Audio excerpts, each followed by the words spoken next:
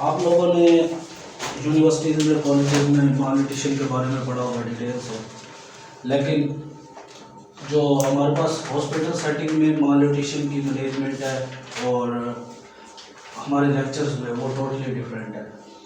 ठीक है, उसके लिए प्रॉपर गाइडलाइंस है। हम उन गाइडलाइंस को देखते हुए कंप्लीट हम ना आज मालन्यूट्रिशन को डिस्कस करेंगे। ठीक है, तो मालन्यूट्रिशन में बेसिकली हमारे पास इसकी 3 टाइप्स है।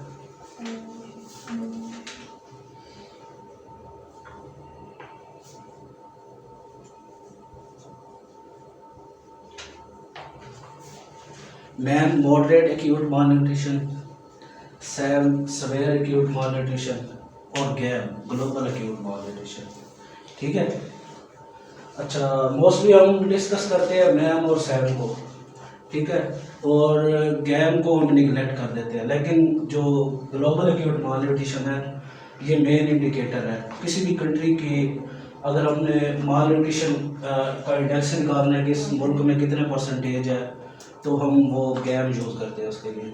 ठीक है, तो किसी को पता है मैम क्या है? मैम को हम कैसे डिफाइन करते हैं? हमें कैसे पता चलता है कि ये बच्चा मैम का है या सैम का? सर नॉर्मल से अगर थोड़ा सा अबव है ना, मतलब जैसे वो BMI ले लेते हैं, वो 18 से अगर कम है उसका, मतलब 17 या 16 है तो वो मैम में फॉल करेगा। अच्छा, अगर हम बच्चों की बात करें, अच्छा मालन्यूट्रिशन को डिटेक्ट करने के लिए ना हमारे पास 2 मेन स्केल यूज होते हैं, 2 मेन इंडिकेटर है। ठीक है, और वो साइंटिफिकली प्रूव्ड है। ठीक है, जो मतलब मालन्यूट्रिशन को बिल्कुल एक्यूरेटली डिटेक्ट करते हैं या डायग्नोज करते हैं। ठीक है, उनमें एक होता है मॉक,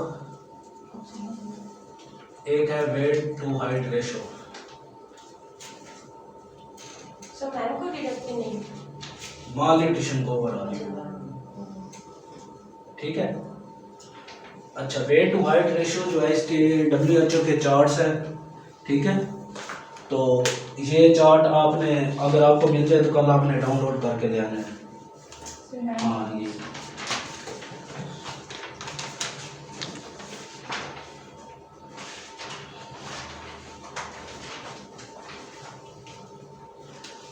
और हमारे पास मॉक है। ठीक है, मॉक को अगर हमने क्लासीफाई करना हो मैम सैम और हेल्दी वेट के लिए या हेल्दी चाइल्ड के लिए, तो उसके लिए 3 रीडिंग्स है।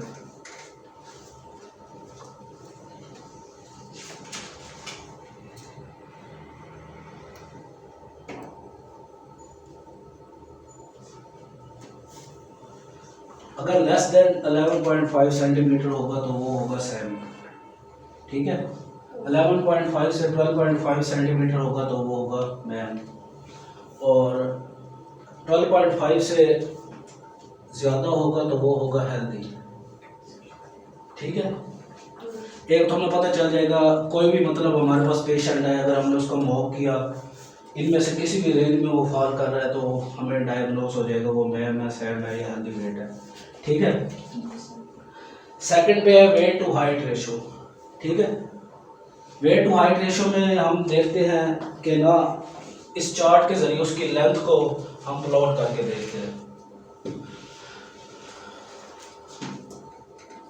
अच्छा, अगर लेस देन -2SD होगा, वैसे जो WHO का क्राइटेरिया है वो है लेस देन -1SD से लेस देन -2SD नहीं, वेट टू हाइट रेशो। इस चार्ट में हमारे पास जी स्कोर प्लॉट किए हैं, मेल के लिए भी फीमेल के लिए भी। ये सब पढ़ाया है आपने? जी सर। क्या आप प्लॉट कर लेते हैं? Yes sir. अच्छा, इसकी क्लासिफिकेशन पहले पता है कि मैम के लिए सैम के लिए कैसे क्लासिफाई करते हैं? सर थोड़ा सा आइडिया दो। अगर उसका वेट टू हाइट रेशो मतलब लेंथ के मुताबिक या हाइट के मुताबिक उसका जो वेट है वो लेस देन -1SD से लेस देन -2SD के दरमियान फॉल कर रहा होगा किसी भी जगह पे, तो वो होगा मैम। ठीक है, अकॉर्डिंग टू WHO। लेकिन अगर हम हॉस्पिटल क्राइटेरिया देखें तो हम अंडर डेवलप्ड कंट्री है और हमारे पास स्टारवेशन और पॉवर्टी बहुत ज़्यादा है। अगर हम उन चीज़ों को देखें तो हम फॉल करते हैं, हम लेस देन -1 को बिना हेल्दी वेट लेते हैं। क्यों लेते हैं? क्योंकि हमारे पास भूख ज़्यादा है, गुर्बत ज़्यादा है, ठीक है। और हम 2SD और 2SD से लेस तक, ठीक है, सिर्फ उनको लेते हैं कि वो हैं बड़े मैम के, ठीक है। और वैसे WHO का क्राइटेरिया जो है वो लेस देन -1SD से लेस देन -2SD तक है, ठीक है। अच्छा, अगर इसके बाद हम सैम को करें क्लासीफाई, वो होगा लेस देन -2SD से सो ऑन, ठीक है। मतलब लेस देन -4SD भी आ जाएगा, 3SD भी आ जाएगा, किसी भी एरिया में वो फॉल करेगा, ठीक है, तो वो हो जाएगा सैम, ठीक है। अच्छा, अगर हमें पता करवाना हो कि ये हेल्दी वेट इनमें से कौन सा है, तो फिर तो जो उसका मीडियन वेट यहाँ पे मेंशन है, एक उसका मीडियन वेट, वो उसका according to WHO healthy weight है। और according to Pakistan specially tertiary care hospitals जैसे चिल्ड्रन हॉस्पिटल हो गया, तो उसका क्राइटेरिया है मीडियन से लेकर -1SD तक, ठीक है। तो वो हो गए हेल्दी वेट चिल्ड्रन, ठीक है।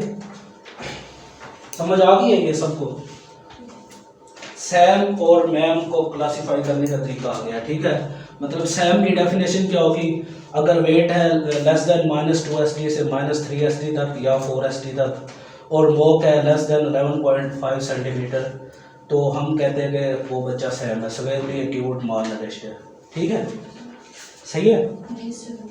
अच्छा, ये अभी हम सिर्फ कर रहे हैं on the basis of nutritional status, ठीक है।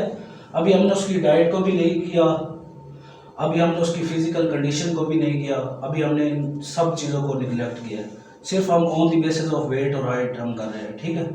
अच्छा, उसके बाद है ग्लोबल एक्यूट माल न्यूट्रिशन। ग्लोबल एक्यूट माल न्यूट्रिशन होती है सैम और मैम की दोनों की प्रिविलेंस किसी भी कंट्री के अंदर, वो होती है ग्लोबल एक्यूट माल न्यूट्रिशन, ठीक है। सैम और मैम दोनों। फॉर एग्जांपल पाकिस्तान में अगर फॉर एग्जांपल 1.5 मिलियन बच्चे हैं बड़े मैम के और 0.5 मिलियन है सैम के, तो total global acute prevalence for Pakistan हो जाएगी 2 मिलियन, ठीक है।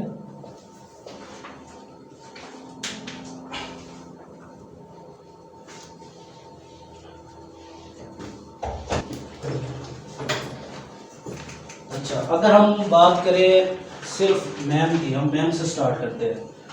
अच्छा, एक हमारे पास इन पेशेंट होते हैं, एक हमारे पास आउट पेशेंट होते हैं, ठीक है, इनडोर और आउटडोर। तो हम मैम को जो स्पेशली मैम है उसको हम करते हैं आउटडोर में, ठीक है। मतलब डॉक्टर के पास आया, उसने विजिट किया, उसका एक कंप्लीट प्रोटोकॉल है मैम की मैनेजमेंट का, ठीक है। वो उसको प्रोटोकॉल पूरा दिया और उसको मतलब फॉलो अप पे बुलाया, उसको जो भी उसको चीज़ें रिकमेंड करनी है वो की, ठीक है। तो हम पहले आउट पेशेंट की बात करते हैं।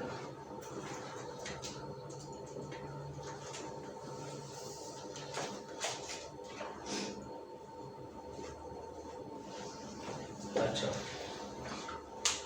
इसमें हम सबसे पहले बच्चे को फिजिकल कंडीशन देखते हैं।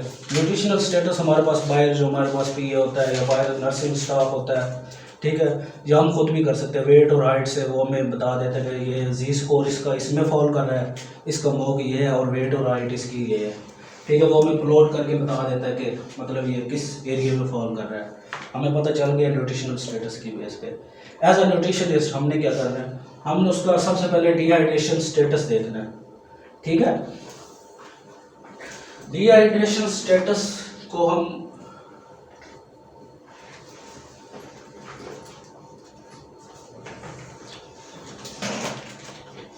WHO ने डिहाइड्रेशन स्टेटस को 3 हिस्सों में डिवाइड किया, ठीक है। सबसे पहले है नो डिहाइड्रेशन,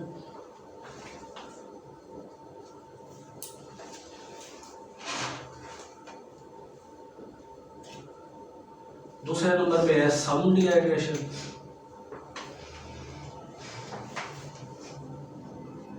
और तीसरे नंबर पे है सीवियर डिहाइड्रेशन।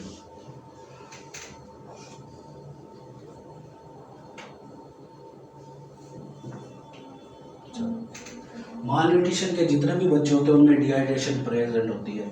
यहाँ पे नो डिहाइड्रेशन का मतलब ये नहीं है कि उसको डिहाइड्रेशन नहीं है। नो डिहाइड्रेशन का मतलब यह है कि उसको कोई साइन डिहाइड्रेशन का नहीं है। अच्छा, हमने जो साइन देख लिया वो कौन कौन से हैं? डिहाइड्रेशन के साइन ये मैं आपको लिखवा देता हूँ।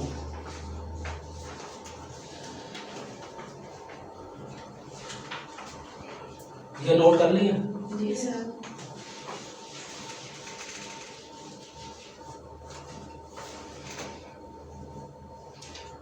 पॉइंटर नहीं हो सर, पॉइंटर पड़ा।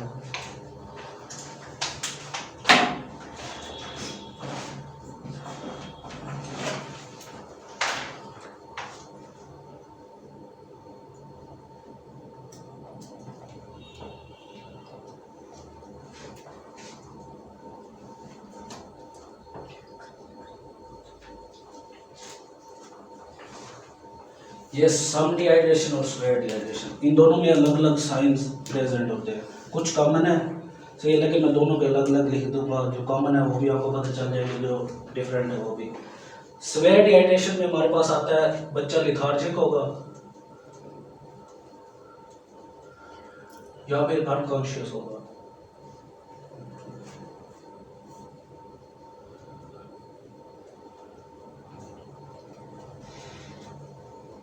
sunken eyes,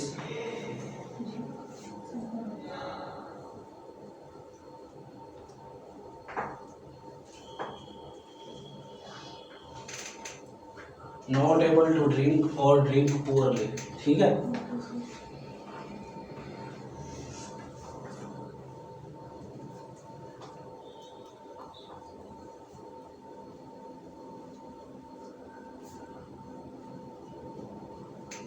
Skin pinch goes back slowly.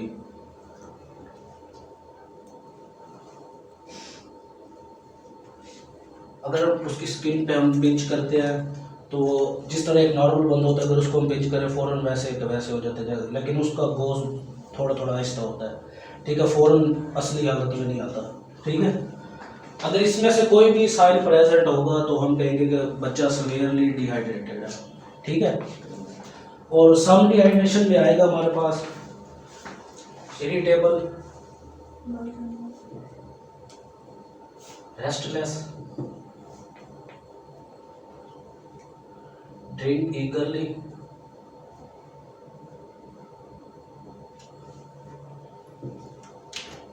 Skin pinch, इसमें वही सेम है।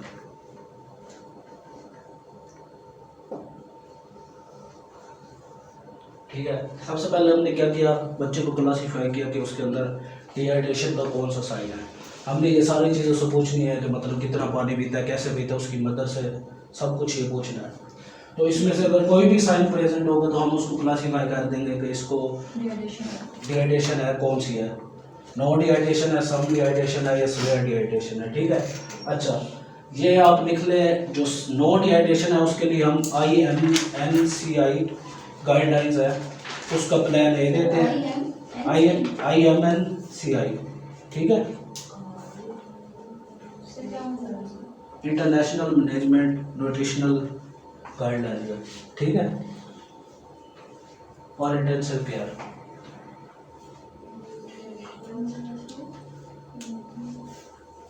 न्यूट्रिशनल केयर, इंटेंसिव केयर,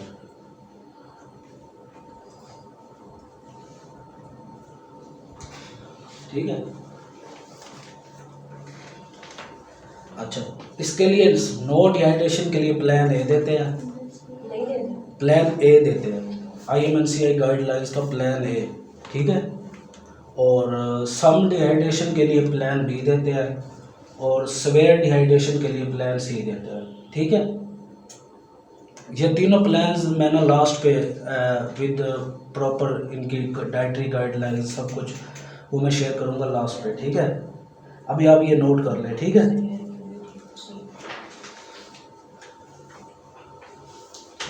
जी सर। अच्छा, उसके बाद हम डायरिया की बात करते हैं। जितने भी ये माल न्यूट्रिशन के बच्चे होते हैं इनमें 97% केसेस में डायरिया होता है, ठीक है। तो डायरिया को WHO ने 4 पोर्शन में क्लासीफाई किया, ठीक है। Watery diarrhoea,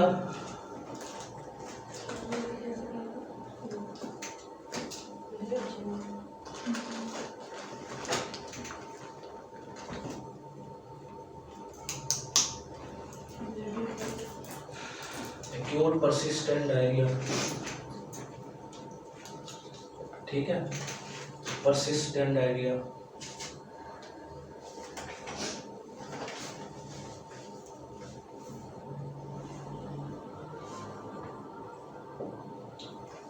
bloody diarrhoea,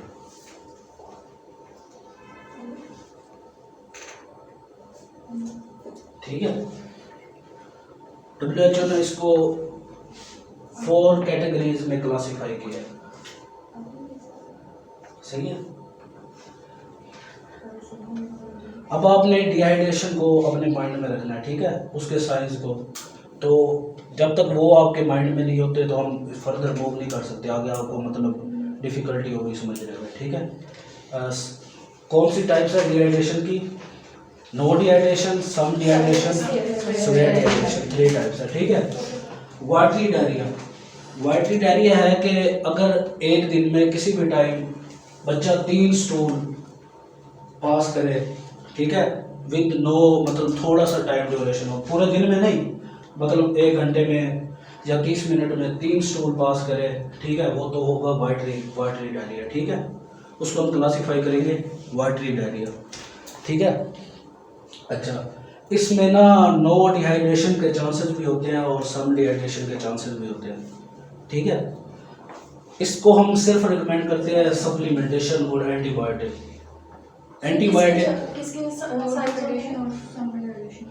no या सम, ठीक है। इसको हम जिंक सप्लीमेंट देते हैं, ठीक है। या फिर अगर बच्चा कंप्लेन कर रहा है कि उसकी मदर कंप्लेन कर रही है कि जब उसको मतलब डायरिया होता है तो पेन होता है, बहुत ज़्यादा रोता है, तो हम उसको कोई ना कोई एंटीबायोटिक ट्रीटमेंट डॉक्टर कर देते हैं, हम तो नहीं कर सकते, ठीक है। तो ये हो गया वाटरी डायरिया। अच्छा, acute persistent diarrhoea. Acute persistent diarrhoea को हम डिफाइन करते हैं कि डायरियल एपिसोड्स ना मिनिमम 14 डेज अगर रहें, 14 डेज या उससे ज़्यादा, ठीक है, तो वो होगा एक्यूट परसिस्टेंट डायरिया, ठीक है। और इसमें साइंस होते हैं सीवियर डिहाइड्रेशन के, ठीक है। अगर एक्यूट परसिस्टेंट डायरिया में डिहाइड्रेशन का कोई भी साइन ना हो, ठीक है, तो वो सिर्फ परसिस्टेंट डायरिया होगा, ठीक है। एक्यूट परसिस्टेंट डायरिया क्या है? 14 डेज तक डायरिया, हाँ, डायरियल एपिसोड 14 डेज और मोर, ठीक है, विद सीवियर डिहाइड्रेशन साइंस, ठीक है। अच्छा, अगर डायरिया 14 डेज या उससे ज़्यादा रहे लेकिन नो डिहाइड्रेशन साइन हो तो वो परसिस्टेंट डायरिया होगा, ठीक है, सही है जी सर। और ब्लडी डायरिया क्या है? डायरिया भी हो और साथ ब्लड लॉस हो रहा हो तो ये होगा ब्लडी डायरिया, ठीक है। अच्छा, इसके बाद अभी हम सिर्फ फिजिकल एग्जामिनेशन पे बात कर रहे हैं, ठीक है। पहले हमने क्या डिस्कस किया? पहले हमने न्यूट्रिशनल स्टेटस डिस्कस किया, फिर हम फिजिकल साइन में आए, सबसे पहले हमने डिहाइड्रेशन को डिस्कस किया, फिर हमने डायरिया को डिस्कस किया, सही है। और अब हम डिस्कस करते हैं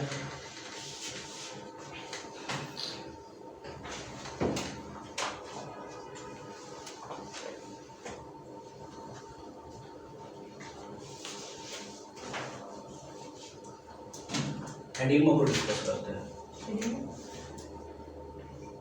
ठीक है। अच्छा, एडीमा की भी 3 कैटेगरीज है, सही है। एडीमा और डर्माटाइटिस जो हमारे पास मेन कंडीशन होती है इन बच्चों में।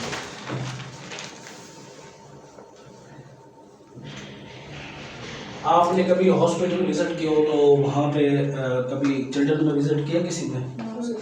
तो जो बच्चों के चार्ट होते हैं ना, वहाँ पे ऐसे लिखा होता है 1+, 2+, 3+, 1+, 2+, 3+। इसका मतलब ये होता है कि ग्रेड 1 ग्रेड 2 और ग्रेड 3, ठीक है।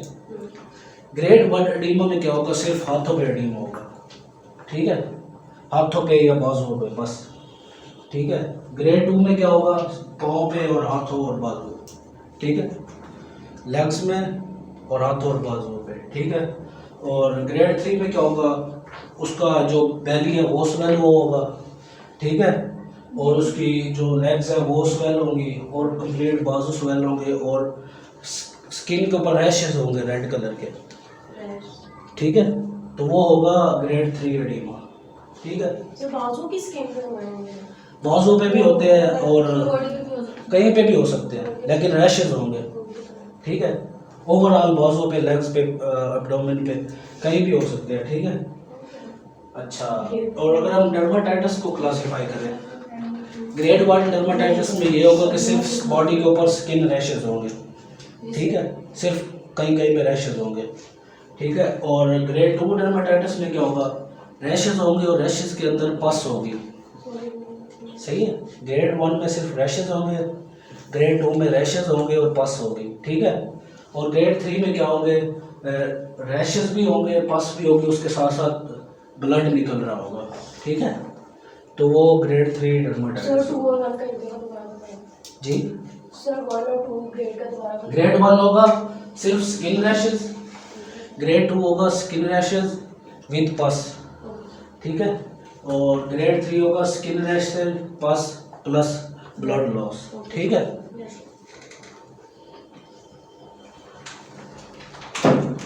अच्छा, अब हमारे पास एक बच्चा है, हमने उसको क्लासिफाई किया है कि हाँ वो मैम का बच्चा है, ठीक है। उसको ना एडिमा भी नहीं है, सही है, डर्माटाइटिस भी नहीं है और उसका वेट कम है, अंडर वेट है, ठीक है। और उसको ना सम डिहाइड्रेशन है, ठीक है। तो हमने उसको WHO के मुताबिक कैसे मैनेज करना है, ठीक है। सबसे पहले हम करते हैं RUTF टेस्ट, सुना है, एपिटाइट टेस्ट। एपिटाइट टेस्ट के बारे में सुना किसी ने, नहीं सुना?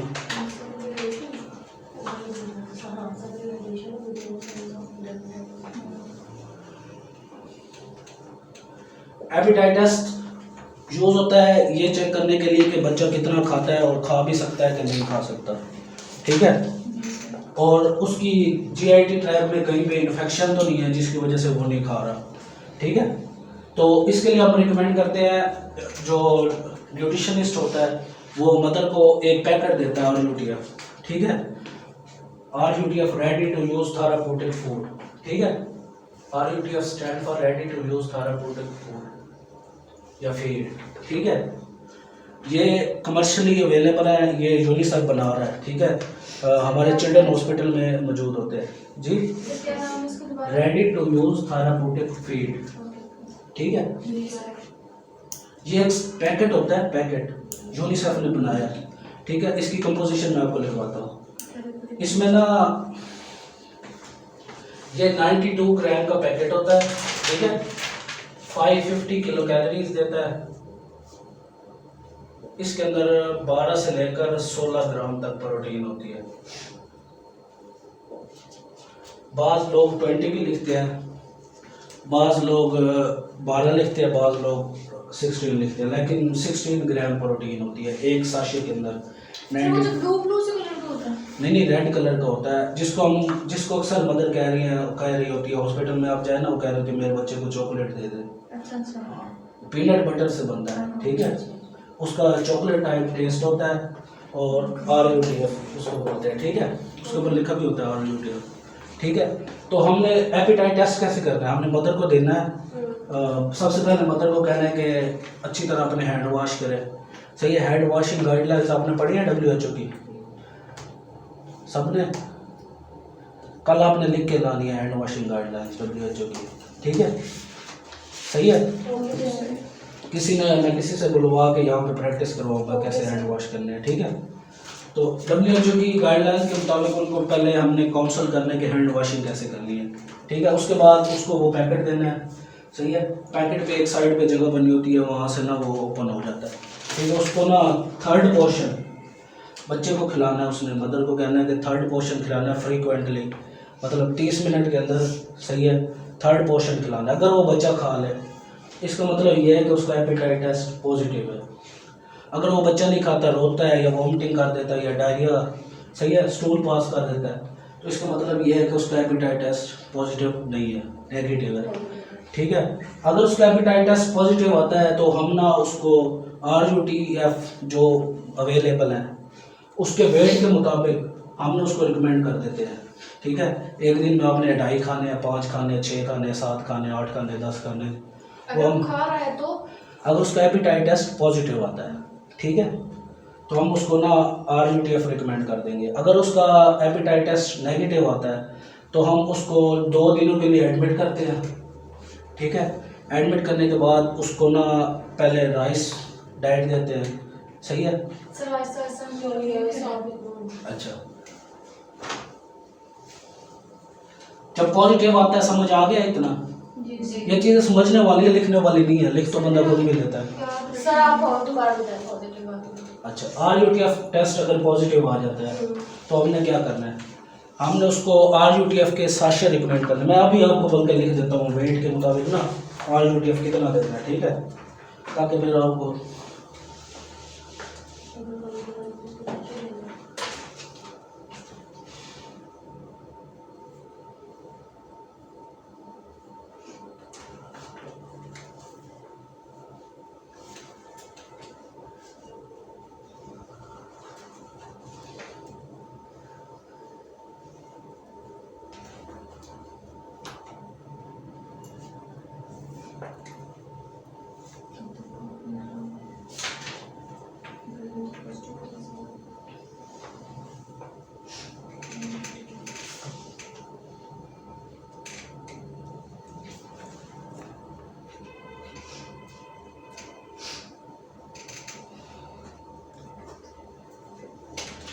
4.4 से 4.9 kg, 5 से 6.9 kg, ठीक है, 7 से 8.4 kg, 8.5 से 9.4 kg, 9.5 से 10.4 kg, 10.5 से 11.9 kg और ग्रेटर देन 12 kg। ठीक है, इसको हमने पर डे साशे देने हैं 2, इसको 2.5, इसको 3, इसको 3.5, इसको 4, इसको 4.5 और इसको 5। अगर हम इसको 7 से मल्टीप्लाई करेंगे तो ये एक वीक के उसके साशे निकल आएंगे। ठीक है, ये एक दिन क्या? ये पर डे कितने पैकेट उसने लेना है। ठीक है, ये लिखा हुआ पैकेट पर डे।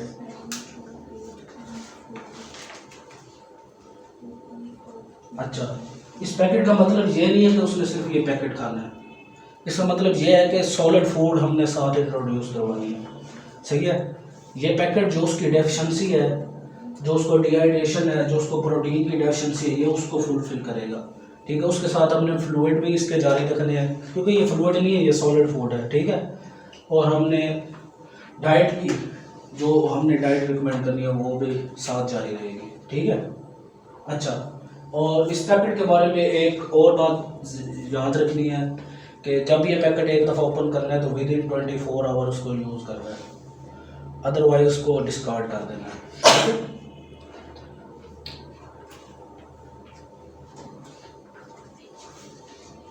कितने दिन रखें? 24 आवर, सही है, और इसको फ्रिज में रखना है, ऐसे ऊपर नहीं रखना। ठीक है,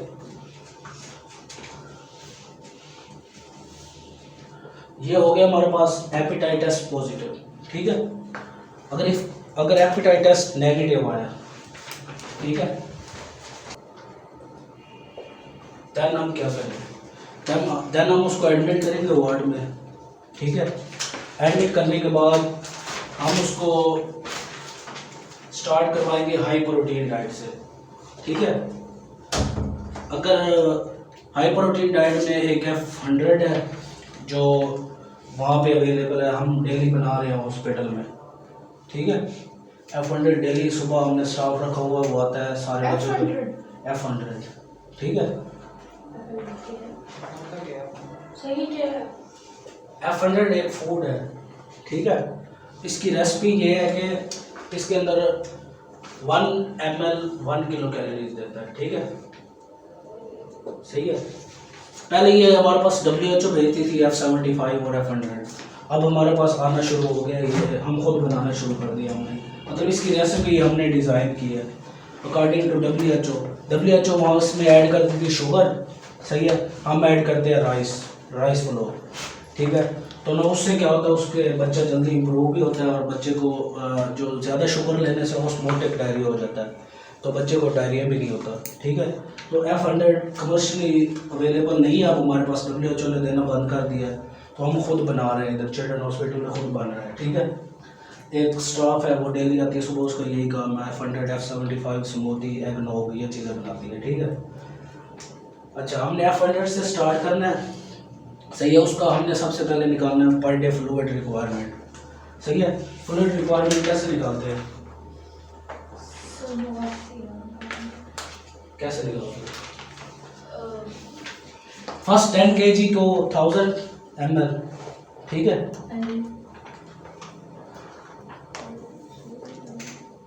first 10 kg is equal to 1000 ml, ठीक है।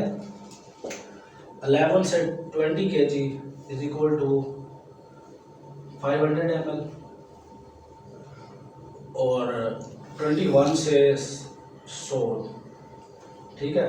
21 से जो भी उसको होगा ऊपर उसको हमने 30 से 40 तक ना ऐड कर देना, ठीक है। फॉर एग्जांपल एक बच्चा उसका वेट है 21 kg, ठीक है, तो कोई निकाल के बता सकता है उसके कितने ml पर डे बनेंगे? 1530 या कुछ भी होगा। 1500 और 30 बनेंगे, ठीक है। जी फर्स्ट 10 kg 1000, नेक्स्ट 10 kg 500 और 21 है तो 30 ऐड कर देंगे, ठीक है। अच्छा, इसको हम F100 देते हैं, सही है, 3 से 4 टाइम्स, ठीक है। और इसको ml डिवाइड करते हैं, जितना ml इसको चाहिए हो ना, सही है, उसको हम डिवाइड करते हैं और जितनी इसकी हम 6 फीड निकाल लेते हैं। फॉर एग्जांपल इसको कितना चाहिए 1530, ऐसे इसको 6 पे डिवाइड करें कितना आंसर आता है?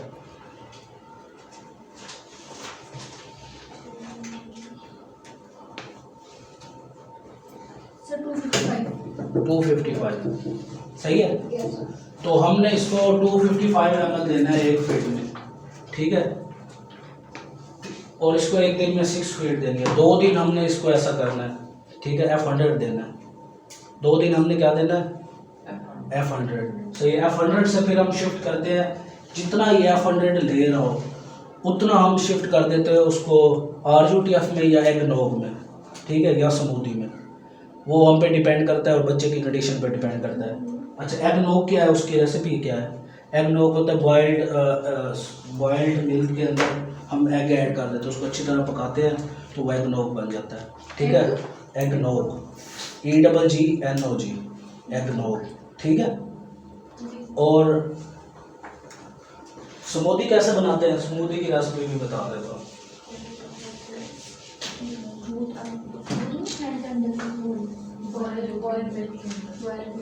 इसको हम प्रोटीन स्मूदी भी बोलते हैं और इसको हम माल न्यूट्रिशन स्मूदी भी बोलते हैं, आप जो मर्जी कहें, वेट गेन स्मूदी भी बोलते हैं, ठीक है। इसकी रेसिपी ये है कि पोटैटो लेना है,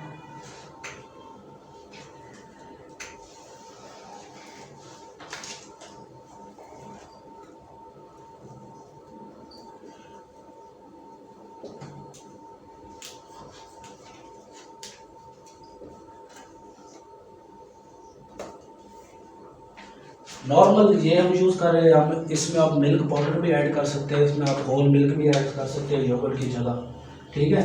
लेकिन ये बेस्ट रेसिपी है क्योंकि इन बच्चों जी, वो मैं रेसिपी बनाने का तरीका आपको बताता हूँ। अभी ये इंग्रेडिएंट्स बताए हैं, ये पोटैटो, बनाना, राइस फ्लोर और योगर्ट। राइस फ्लोर लेने हैं 5 स्पून, ठीक है, उसको ना पानी में पकाना है, ठीक है, 5 टेबलस्पून, हाँ 5 टेबल स्पून, ठीक है, उसको पानी में पकाना है।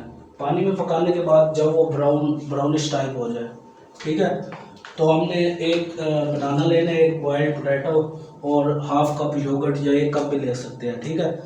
वो हमने ब्लेंडर में डालने हैं और साथ में राइस भी डाल देने हैं।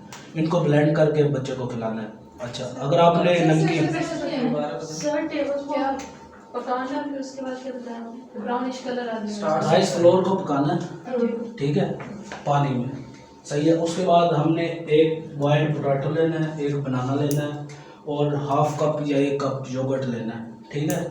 उसके बाद हमने इन तीनों चीज़ों को ब्लेंडर में डालना है, ठीक है, और उसमें ये राइस फ्लोर भी ऐड कर देना है ब्लेंडर में। इनको ब्लेंड कर लेना है, सही है, खा लेंगे उसको। वो स्मूदी बन जाएगी, ठीक है। समझ आ गई है कैसे बनानी है? अच्छा, अगर आपने लाइव देखनी है तो मैं कोशिश करूँगा कि कल आपको चिल्ड्रन का विजिट करवा दूँ, सही है। यस। अगर पॉसिबल हुआ तो, क्योंकि कोरोना है, लास्ट सेशन को तो मैंने करवाया था, शायद फिर सारे लिहाज आपके साथ चले जाए।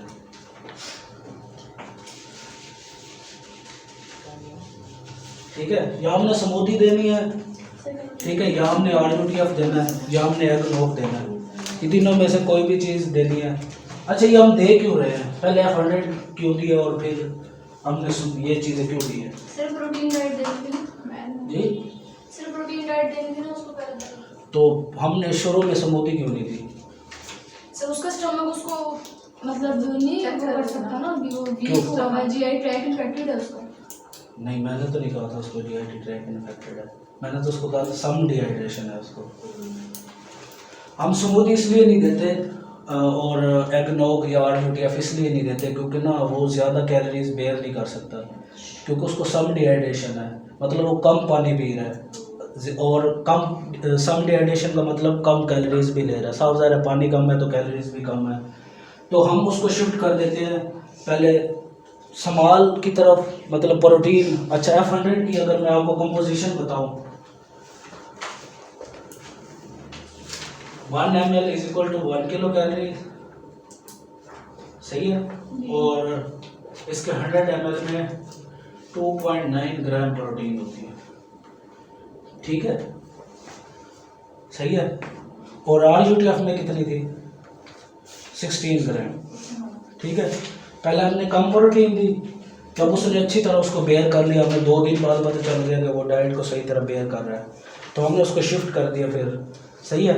फिर हमने 2 दिन वो देनी, उसके बाद हम RUTF पे उसको शिफ्ट करके घर भेज देंगे। फिर हमने उसको 5 डेज़ फॉलोअप पे बुलाना है, ठीक है, 3 से 4 फॉलोअप पे बुलाना है। जब वो बिल्कुल सही हो जाएगी, उसकी एपिटाइट इम्प्रूव हो जाएगी, लास्ट पे हम एपिटाइट टेस्ट दोबारा कर लेंगे, तो हम मतलब वो माल न्यूट्रिशन से किसकी तरफ आ जाएगा, हेल्दी की तरफ, ठीक है। ये हमारे पास होगी मैम की कंप्लीट इन पेशेंट और आउट पेशेंट, ठीक है। अब हम बात करते हैं सैम की।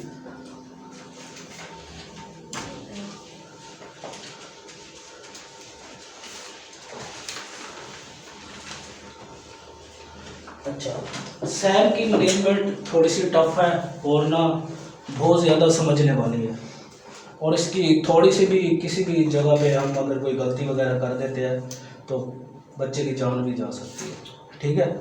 तो लेकिन ये टोटली डिपेंडेंट है डाइट पे, ठीक है। तो अच्छा, हम सबसे पहले डायग्नोसिस से सैम का दोबारा बात कर लेते हैं। एक हमारे पास न्यूट्रिशनल स्टेटस हो गया, सही है। सैम के जितने भी बच्चे होते हैं उनमें या डर्माटाइटिस होती है, ठीक है, या फिर एडिमा होता है, ठीक है। अच्छा, कुछ ऐसे बच्चे भी होते हैं जिनको एडिमा नहीं होता, ठीक है, उसको कहते हैं मेरास्मिक चिल्ड्रन, और जिन बच्चों को एडिमा होता है उनको कहते हैं क्वाशियोर्कर, ठीक है। अच्छा, फिर हमने बात की उसकी फिजिकल साइंस में डर्माटोसिस, डिहाइड्रेशन, डायरिया, सही है, इन चीज़ों की। तो हमारे पास क्लासीफाई हो गया कि ये बच्चा सैम का है, ठीक है। अच्छा, सैम की मैनेजमेंट के ना 3 फेज है।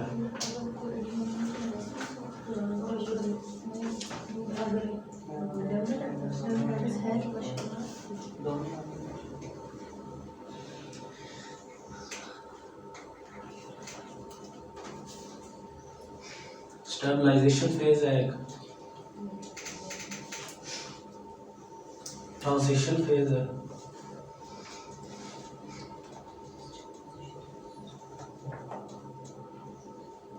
और थर्ड पे रिहैबिलिटेशन फेज।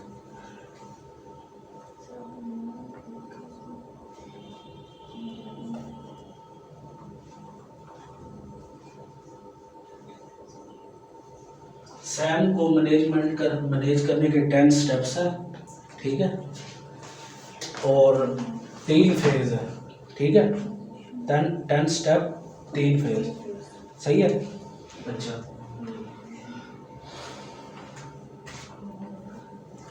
फेज 1 3 से 7 डेज का होता है, ठीक है। फेज 2 3 से 4 डेज का होता है, और फेज 3 होता है 20 डेज या इससे भी ज़्यादा 40 डेज, ठीक है। वो पेशेंट की कंडीशन पे डिपेंड करता है, ठीक है। इतना लिख लिया? अच्छा, 10 स्टेप हम लिख लेते हैं। सबसे पहले है हाइपोथर्मिया,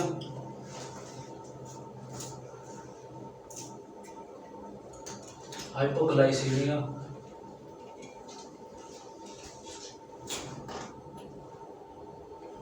थर्ड पे है डिहाइड्रेशन, फोर्थ पे है इलेक्ट्रोलाइट इम्बैलेंस,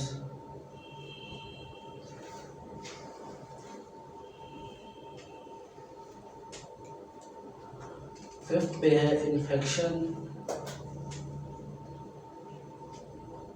और 6 पे है micronutrient deficiency,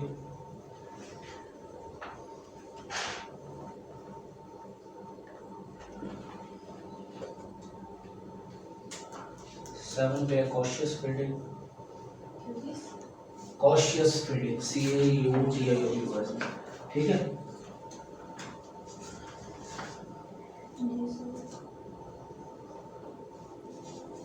catch up growth,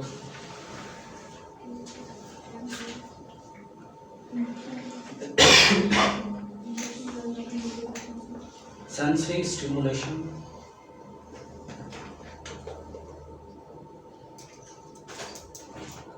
prepare to follow up,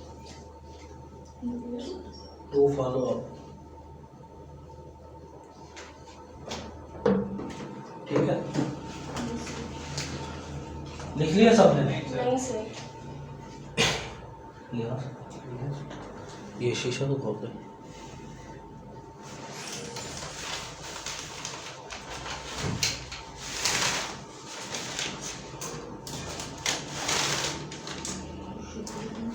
लिख लिया सबने?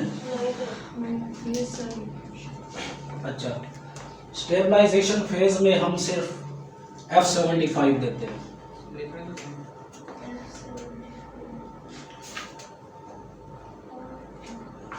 सर हाइपोथर्मिया के आगे लिखते जाएं? नहीं, ये आप अलग लिखें, इसको इधर मैं आपको बताऊंगा कि लाइनिंग लगा के बताऊंगा, ठीक है। ये आप अलग पेज पे लिख दीजिए उसके सामने वाले में, ठीक है। स्टेबलाइजेशन फेज में हम क्या देते हैं? F75, सही है। F75 100 ml हमें 75 किलो कैलोरीज देता है और 0.9 ग्राम प्रोटीन देता है। Sir 100 ml is equal to 75 kilo calories, और कितनी प्रोटीन? 0.9 0.9 ग्राम 100 ml में, ठीक है। अच्छा, इतनी कम प्रोटीन दे रहा है और इतनी, और क्या है इसमें प्रोटीन कम है तो कैलोरीज भी 75 है। फैट होगी। इसके अंदर टोटल शुगर है, ग्लूकोज, कार्बोहाइड्रेट्स, ठीक है। अच्छा, हमने स्टेबलाइजेशन फेज में F75 क्यों दिया? हमने तीन चीज़ों को प्रिवेंट करने के लिए दिया। फर्स्ट 3 को, हाइपोथर्मिया, हाइपोग्लाइसीमिया, डिहाइड्रेशन। हाइपोग्लाइसीमिया हमने प्रिवेंट करना है तो ज़्यादा ग्लूकोज दे रहे हैं, ऐसे ही है।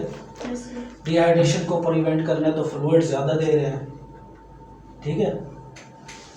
और हाइपोथर्मिया बॉडी का टेम्परेचर मेंटेन करना, जब फ्लूइड बॉडी में जाएगा, प्रोटीन जाएगी, कार्ब्स जाएगा, तो डेफिनेटली बॉडी का टेम्परेचर मेंटेन होगा, ठीक है।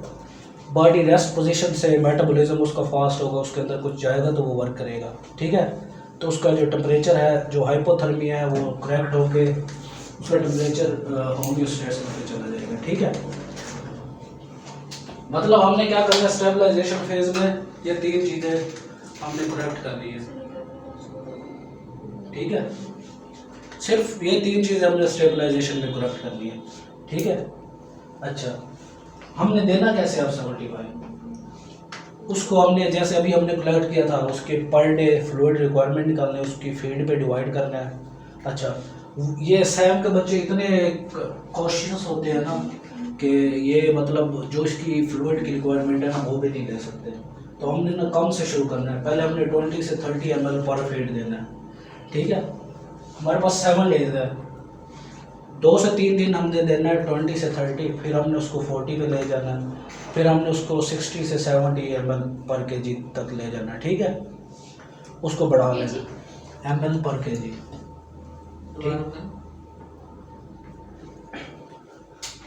3 फीड्स देनी है उसको, 3 ये हमने करेक्ट करने हैं, ठीक है। फीड हमने उसको देनी है 20 से 30 ml पर kg, ठीक है। फिर 30 से 40 तक बढ़ाएंगे, फिर 40 से 60 तक बढ़ाएंगे, ठीक है। ml पर kg बढ़ाएंगे, जितनी फीड उसकी बन रही होगी उसको। सर ये F75 लिक्विड फॉर्म में होता है? जी लिक्विड फॉर्म में होता है, F75 और F100 दोनों लिक्विड फॉर्म में होते हैं, ओके सर। ठीक है। अच्छा, उसके बाद और क्या हमने स्टार्ट करवाना है। अच्छा, इन बच्चों को इन्फेक्शन भी होता है, सही है। 70 और 100 की कंपोजिशन क्या होगा, सही है। F75 की बताई है कि 75 कैलोरीज पर 100 ml, 0.9 ग्राम प्रोटीन, ठीक है। और F100 की बताई है 100 किलो कैलोरीज पर 100 ml और 2.9 ग्राम प्रोटीन, ठीक है। अच्छा, इसके साथ हमने डॉक्टर्स जो हमारे साथ विजिट कर रहे हैं तो इसको एंटीबायोटिक्स डेली बेस पे रिकमेंड करते हैं, क्योंकि इसको या तो चेस्ट इन्फेक्शन होता है या लंग्स इन्फेक्शन, चेस्ट इन्फेक्शन एक ही बात है, ठीक है। उसके बाद या लिवर में कोई इन्फेक्शन होता है या फिर स्नीजिंग होती है, कफ होती है या कोई भी और साइन होता है, ठीक है। अच्छा, पहली बात हमने उसको डायग्नोस करना है कि ये पी सकता है, इजीली खुद ले सकता है ओरल या नहीं। अगर नहीं ले सकता तो हमने ये डाइट उसको लाजमी देनी है, चाहे हमें एनजी पास करनी पड़े, ठीक है। तो हमने एनजी के थ्रू ये डाइट देनी है, लेकिन दोनों की क्वांटिटी सेम रहेगी। एनजी के थ्रू भी अगर देनी है तो, अगर ओरल देनी है तो भी, ठीक है। अगर एनजी के थ्रू देनी है तो उसका प्रोटोकॉल ये है कि उसको उतनी फीड देनी है जितनी हमने इसमें देनी है और उतनी अमाउंट में देनी है, लेकिन हर दफ़ा एनजी को वॉश करना है, ठीक है। और उसके बाद 2 से 3 दिन एनजी पे रखना है, फिर उसको ओरल की तरफ कन्वर्ट कर देना है। जब उसकी मतलब एंटीबायोटिक हम साथ दे रहे होंगे ना, तो जब उसकी वो चीज़ें जो इन्फेक्शन है उसका ठीक हो जाएगा, चेस्ट इन्फेक्शन या कोई और इन्फेक्शन इम्प्रूव हो जाएगा, तो हम उसको ओरल की तरफ लेके आएंगे, ठीक हो गया। अच्छा, इसके बाद हमने जब हमें 7th डे पे पता चला कि ये 60 ml फीड ले रहा है और इसको कोई प्रॉब्लम नहीं है, ठीक है। मतलब इसके जो साइंस तो अभी इम्प्रूव हो रहे होंगे ना, प्रॉब्लम से, हाँ प्रॉब्लम से मुराद खा भी सही रहा है, वॉमिट नहीं कर रहा, डायरिया भी नहीं है, ठीक है, खाते हुए रोता भी नहीं है, शौक से खाता है मतलब। तो हम इसको कहेंगे कि इसको हम ट्रांजिशन फेज में कन्वर्ट कर रहे हैं, ठीक है। ट्रांजिशन फेज क्या है? ट्रांजिशन फेज एक्चुअली हम उसको ना डाइट को शिफ्ट कर रहे हैं, ठीक है। तो हम जितना वो F75 ले रहा होगा 7th डे पे, उतना ही हम F100 स्टार्ट कर देंगे at the first day of transition phase, ठीक है। फॉर एग्जांपल 7th डे पे वो ले रहा था 60 ml पर kg, ठीक है। तो हमने ट्रांजिशन के फर्स्ट डे पे हमने उसको क्या किया, 60 ml पर kg F100 देना शुरू कर दिया, ठीक है। समझ आ गई इतनी? ये 60 ml पर kg आप कह रहे हैं, इसका मतलब ये कि उसका पर बॉडी वेट अगर 10 kg है फॉर एग्जांपल, हाँ। तो उसका 20 ml 600 ml लगेगा, ठीक है। अब मैंने पहले आपको बताया है कि वेट के हिसाब से कैलकुलेट करने का तरीका भी बताया है। अगर आप ऐसे ही दे दें 60 ml पर kg, आपको वेट पता होगा तो हम ऐसे भी कर सकते हैं, ठीक है। जो हम तरीका यूज़ करते हैं, हम उसके ml नहीं निकालते, हम पर kg स्टार्ट कर देते हैं, ठीक है। क्योंकि वहाँ हॉस्पिटल में इतनी प्रैक्टिस है, जो वहाँ पे न्यूट्रिशनिस्ट है, ठीक है, तो वो मतलब 20 से 30 फिर 40 की तरफ फिर 60 की तरफ, ठीक है, बजाय कैलकुलेट के वो पर फीड ऐसे देना शुरू कर देते हैं, ठीक है। अच्छा, ये रिपोर्टेड डेज ज़रूरी नहीं है कि हमने इतने दिन रखना है। बाद बच्चे ऐसे होते हैं जो दूसरे दिन इम्प्रूव हो जाते हैं, तो हम दूसरे दिन ही उनको ट्रांजिशन में शिफ्ट कर देते हैं। बाद बच्चे ऐसे होते हैं जो 7th डे पे भी इम्प्रूव नहीं होते, सही है। तो हम फिर भी उसको इसी डाइट पे रखते हैं, ट्रांजिशन में शिफ्ट नहीं करते। ये बच्चे की कंडीशन पे डिपेंड करता है, लेकिन जो इसका स्टैंडर्ड प्रोटोकॉल है ना मैं वो आपको बता रहा हूँ, ठीक है। अच्छा, ट्रांजिशन में शिफ्ट किया, ठीक है।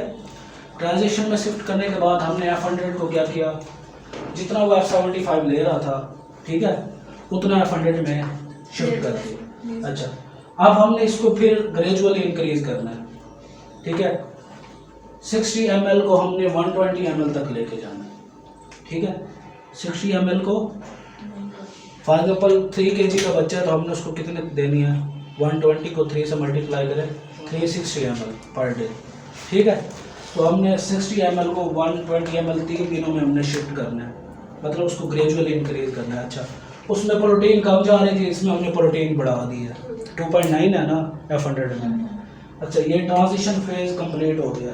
अच्छा, इलेक्ट्रोलाइट इम्बैलेंस हम डे फर्स्ट से शुरू कर देते हैं, डे लास्ट तक जारी रखते हैं, सही है। कोई भी मल्टीविटामिन साथ रिकमेंड कर देते हैं, ठीक है। या फिर डाइट में तो इलेक्ट्रोलाइट थोड़े बहुत जा ही रहे हैं, ठीक है, लेकिन उसके साथ माइक्रोन्यूट्रिएंट्स साशे है वो हम डायरेक्ट नहीं देते, वो एपिटाइटिस करने के बाद देते हैं, वो भी मैं आपको बाद में बताता हूँ जब वो उसका नंबर आएगा, ठीक है। उसके बाद इन्फेक्शन हमने कंट्रोल करना है ट्रांजिशन फेज तक, ठीक है। ट्रांजिशन फेज तक इन्फेक्शन कम्प्लीटली क्योर हो जाता है, ठीक है। अगर ना हो तो फिर हम बच्चे को कहते हैं उसको कोई और, मतलब बहुत बच्चे ऐसे होते हैं जिनको हार्ट इशू भी हो जाता है, जिसको सीलियक डिजीज़ भी हो जाती है, किन्हीं को लैक्टोज इंटॉलरेंस भी हो जाती है, सही है। माल न्यूट्रिशन में रहते हुए ज़्यादा दिन, लीवर प्रॉब्लम भी हो जाता है, किडनी डिसऑर्डर भी हो जाते हैं, काफ़ी ज़्यादा मतलब इस तरह के केसेस होते हैं, ठीक है। लेकिन हम एक नॉर्मल बच्चे की बात कर रहे हैं जो अपनी आप को इम्प्रूव कर रहा है, ठीक है। उसको हमने इन्फेक्शन को कंट्रोल किया एट ट्रांजिशन फेज तक, ठीक है। उसके बाद हमने जो माइक्रोन्यूट्रिएंट की डेफिशिएंसी होती है वो भी हमने मैनेज करनी है। अच्छा, हम ना ट्रांजिशन फेज तक आयरन का कोई सप्लीमेंट नहीं देते। क्यों नहीं देते? क्योंकि जो आयरन है ना वो या तो डायरिया काज करता है या वोमिटिंग काज करता है। आपने जितने भी केसेस देखे होंगे जो भी आयरन का सप्लीमेंट ले रहे होते हैं मोस्टली उनके अंदर ना 4 कॉम्प्लिकेशन होती हैं, वो उनकी शिकायत होती है। पहली क्या है? डायरिया, वोमिटिंग, सही है, कॉन्स्टिपेशन, और 4 स्टमक क्रैम्प्स या एब्डोमिनल क्रैम्प्स, ठीक है। तो हमने आयरन का सप्लीमेंट उसको रिहेबिलिटेशन फेज में देना है, यहाँ पे नहीं देना, ठीक है, यहाँ तक ट्रांजिशन तक नहीं देना, ठीक है। बाकी कोई भी माइक्रो न्यूट्रिएंट का सप्लीमेंट हम दे सकते हैं, ठीक है। यहाँ तक हो गया क्लियर सबको? सर क्रैम्प्स एब्डोमेन में और कहाँ पे? एब्डोमिनल क्रैम्प्स, स्टमक क्रैम्प्स एक ही बात है, ठीक है। अच्छा,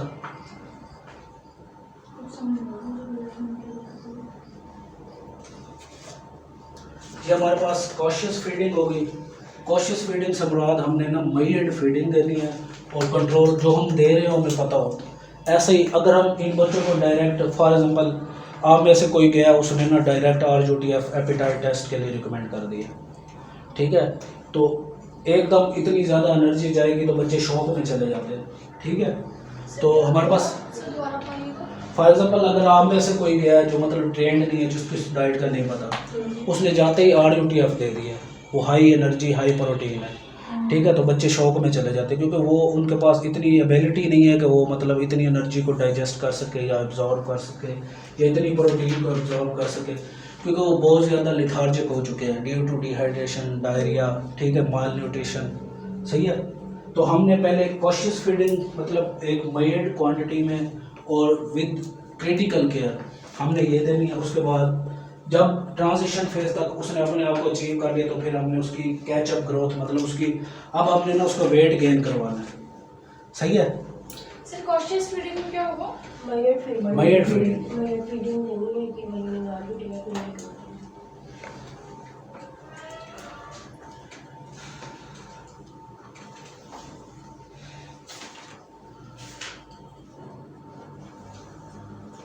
अच्छा, 2 बातें आपने याद रखनी है। काफ़ी जो होते हैं ना डॉक्टर्स वो रिकमेंड करते हैं कि मदर फीड स्टॉप करते हैं, ब्रेस्ट फीडिंग, माल न्यूट्रिशन के बच्चों को, या बच्चा पैदा होता है उसको स्टॉप करवा देते, कोई डब्बे वाला दूध लगवा देते हैं। आज के दौर में मोस्टली जितने भी केसेस रिपोर्ट हो रहे हैं, बेसिकली सर लियाज को तो पता है, मैं ना मेटाबॉलिक डिजीज़ पे काम कर रहा हूँ, ठीक है, मैंने लाहौर से इसकी ट्रेनिंग भी की है। तो जितने भी केसेस इस तरह के जनरेट हो रहे हैं वो फार्मूला फीडिंग की वजह से हो रहे हैं।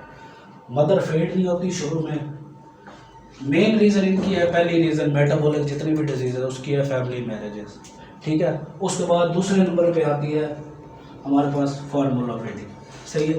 फार्मूला फीडिंग से क्या होता है, माँ की तरफ से जो हमें एंटीबॉडीज़ मिलती हैं, सही है, मदर फीड से जो हमें और चीज़ें मल्टीविटामिन्स वो मिल रहे होते हैं, और एक कम्प्लेक्स मतलब हमें प्रोटीन, कार्बोहाइड्रेट्स, लिपिड्स एक एम्पल अमाउंट में मिल रहे होते हैं, वो कोई भी फार्मूला फीड नहीं देती हमें, ठीक है। और जो मदर के सोर्सेज हैं फार्मूला फीड में, कोई भी ऐसा सोर्स ऐसा नहीं है जो मदर सोर्स हो, कोई है, कोई भी नहीं है, ठीक है। या काउ मिल्क है या सोया बेस है, सही है। इससे क्या होता है कि बच्चों का पूरा सिस्टम, अभी तो उनकी गट डेवलप ही नहीं हुई होती, पूरा सिस्टम उसका ख़राब हो जाता है, ठीक है। तो हमने क्या करना है, अच्छा हम पता क्या करते हैं, हम वहाँ पे ना फीडर लेके ना छुपा लेते हैं, फीडर नहीं देते हम। मदर हमारे पास एक स्पेशल वहाँ पे बना हुआ है ब्रेस्ट फीडिंग रूम, और एक हमने वहाँ पे न्यूट्रिशनिस्ट रखी हुई है, वो ना मदर्स को विद पिक्टोरियल मतलब उन्होंने चीज़ें बनाई हुई हैं, उसके साथ वो उनको काउंसल करती है, ठीक है, कि मदर फीडिंग कैसे करवानी है, ठीक है। तो हमने क्या करना है, डे फर्स्ट से ही जो भी बच्चा है, मतलब 2 साल से नीचे का जो भी बच्चा है, उसको हमने मदर फीडिंग अगर वो नहीं करवा रहा किसी रीज़न की वजह से, फॉर एग्जांपल 1-2 डिजीज़ हैं जैसे HIV है, ठीक है, या इन चीज़ों में हम स्टॉप कर सकते हैं। इन चीज़ों में भी मना नहीं है HIV के लिए भी, लेकिन कर सकते हैं। लेकिन अगर वो जान के नहीं करवा रही, फॉर एग्जांपल वो कहती है कि ना, जो हमारी तरफ मिथ्स एग्जिस्ट करती है, जो 2-3 मतलब हमने क्लिनिकल प्रैक्टिस में सुनी है, एक ये है कि वो मदर फीड लेते हैं उसके अंदर मकोड़ा फेंकते हैं, तो ना वो अगर मर जाए तो वो कहते हैं बच्चे दूध जहरीला है इसलिए बच्चा नहीं पीता, सही है। हाँ, वो तो वैसे ही डिप होके मर जाएगा, ठीक है। और कुछ मदर्स कहती है कि ना बच्चा मेरा दूध इसलिए नहीं पी रहा कि ना उसको मेरे दूध का टेस्ट अच्छा नहीं लगता, वो फार्मूला फीड नहीं पीता है, ठीक है। और हर बंदे ने अपनी डिफरेंट मिथ्स बनाई है, लेकिन हमने क्या करना है, हम इन चीज़ों को स्टॉप करना है, और हमने उनको काउंसल करना है कि भाई आपका फर्स्ट 1000 डे बच्चे की ज़िंदगी पूरी बना रहे होते हैं, पूरी लाइफ बच्चे की जो डिपेंड कर रही होती है, फर्स्ट 1000 डेज, इसको कहते हैं गोल्डन डेज, ठीक है, इस पे पूरी लाइफ डिपेंड कर रही होती है। अगर ये फर्स्ट 1000 डेज पूरे कंट्रोल्ड हो, ठीक है, और किसी चीज़ की इसके अंदर कोई डेफिशिएंसी ना हो, तो जो बच्चे होते हैं उसकी कॉग्निटिव एबिलिटीज़ भी बहुत ज़्यादा होती है, उसकी ग्रोथ भी अच्छी होती है, और काफ़ी ज़हीन बच्चे होते हैं। मैंने नोट किया है, मैंने पर्सनली नोट किया है ये चीज़ें। अच्छा, ये हो गया। इसके बाद हम ट्रांजिशन फेज तक पहुंच गए, ठीक है। अब हम बात करते हैं रिहैबिलिटेशन फेज में। अच्छा, रिहैबिलिटेशन फेज में ना हमने सिर्फ और सिर्फ फोकस करना होता है वेट गेन पे, ठीक है।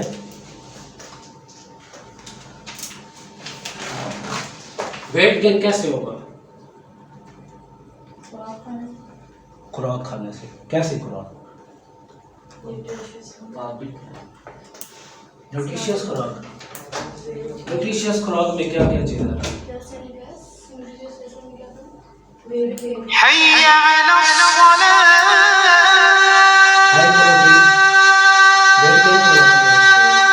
High multivitamin, micronutrient. अच्छा, आपकी फैमिली में अगर बच्चे हों या आपने किसी ने नोट किया होगा ना, जितने भी माल न्यूट्रिशन के पेशेंट हैं या डायरिया के पेशेंट हैं, उनको जिंक रिकमेंड करते हैं। Yes sir. क्यों रिकमेंड करते हैं? जिंक के 2 बड़े इंपॉर्टेंट फंक्शन है। एक तो इलेक्ट्रोलाइट को बैलेंस करना। 2 इंपॉर्टेंट फंक्शन है। जिंक एक हमारी इम्यूनिटी बूस्ट कर रहा होता है, सही है। जितने भी पैथोजेंस हैं, डायरिया क्यों होता है? किसी वायरस की वजह से या बैक्टीरिया की वजह से डायरिया हो जाता है, फूड पॉइजनिंग की वजह से हो जाता है, सही है। या बॉडी में हमारी इम्यूनिटी बूस्ट करता है जिंक, ठीक है। या फिर डायरिया क्यों हुआ है? वायरल इन्फेक्शन हुआ है या बैक्टीरियल इन्फेक्शन हुआ है या पॉइजनिंग हुई है या हमारी स्टमक इंटेस्टाइन या इंटेस्टाइनल लाइंस या स्टमक लाइंस वो प्रॉपरली डेवलप नहीं है, जो हम उसको फार्मूला फीड दे रहे हैं उसको डाइजेस्ट कर सके। ठीक है, तो जिंक क्या करता है, ये जो हमारी गैस्ट्रो इंटेस्टाइनल ट्रैक की जो लाइंस है उसकी डेवलपिंग में बड़ा इम्पोर्टेंट रोल प्ले करता है। ठीक है, जो हमारी एंडोथेलियल लाइनिंग है उसकी डेवलपमेंट में खास तौर पे। ठीक है, तो रिहैबिलिटेशन फेज में हम RUTF, एक्नोक, सॉलिड फूड्स, ठीक है, स्मूदी, खिचड़ी, ये चीज़ें शुरू करवाते हैं। ठीक है, अच्छा हमारे पास एक हॉस्पिटल बेस्ड खिचड़ी की भी रेसिपी है, स्मूदी की मैंने बता दी आपको, एक्नोक की भी बता दी है, सही है। अब खिचड़ी की रेसिपी आपको बता देता हूँ। इसमें हम क्या करते हैं, इसमें हम फीड्स भी उसकी चेंज कर देते हैं, दिन में 6 मील्स। ठीक है, इसमें हम इसको एक प्रॉपर डाइट प्लान फॉलो करवाते हैं, सही है। प्रॉपर डाइट प्लान में या तो फिर हम सिर्फ दे देते हैं पहले RUTF के साथ एक दफ़ा दिन में एक दफ़ा उबला हुआ आलू दे देते हैं, या फिर स्मूदी दे देते हैं या खिचड़ी, तीनों में से एक या 2 चीज़ें दे देते हैं।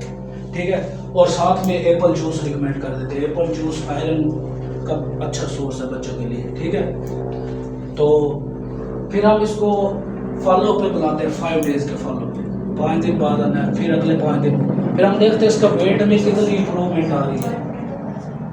अगर इसका वेट प्रॉपर इम्प्रूव हो रहा हो तो हम कहते हैं कि मतलब बॉइल्ड पोटैटो खाया मैंने। ठीक है, इसका वेट गेन हम मॉनिटर करते हैं।